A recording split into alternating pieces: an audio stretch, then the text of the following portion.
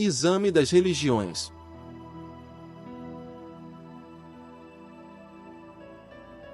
Este povo honra-me com os lábios, mas o seu coração está longe de mim.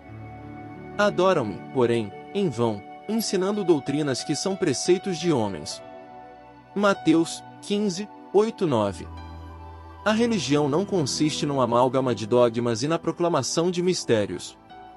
A religião é parte da verdade, que se concede aos que a procuram e lhes é dada de acordo com o seu grau de elevação moral. O conhecimento da religião cresce nas almas, na proporção do progresso moral e espiritual de cada uma. Como acontece com a aquisição de quaisquer ramificações do saber, a religião não prescinde do estudo, da análise, do livre exame. Paulo, doutor dos gentios, aconselhava a seus ouvintes, para a obtenção do conhecimento da religião, o exame nítido, racional, inteligente de todas as Escrituras. Por esse meio chegariam ao conhecimento da verdade, examinar tudo, mas abraçai só o que for bom, e tés. V. 21. Pedro remata a sua epístola universal com a bem significativa sentença: crescei no conhecimento e na graça de N.S. Jesus Cristo.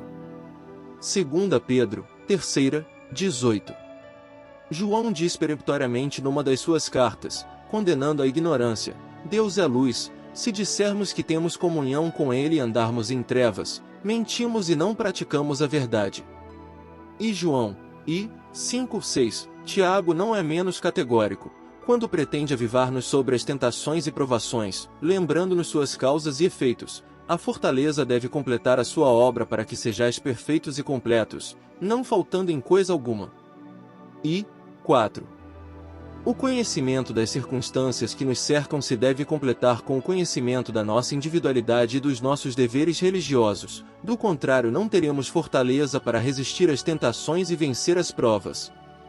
O homem religioso não é, pois, o escravo do culto que repete maquinalmente as orações do breviário, mas, sim o que estuda e compreende as revelações que lhe são transmitidas. Examinar tudo e abraçar só o que for bom é examinar todos os sistemas religiosos e fazer com inteligência e critério a seleção do que for bom, rejeitando os erros que as religiões ensinam como artigos de fé. Está claro que um sistema religioso que proclama a infalibilidade de seus sacramentos pretende ser intangível e não admite se lhe repudia uma palavra, quanto mais um preceito. O crítico, por mais competente que seja, filiado a esse credo terá de submeter-se ainda ao que não julgue bom.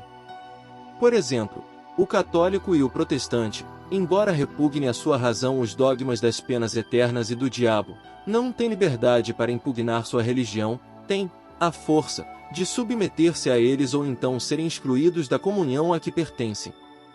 Para gozar das regalias do todo, é princípio de teologia, indispensável se torna que o adepto aceite as partes integrantes do princípio conjeturado.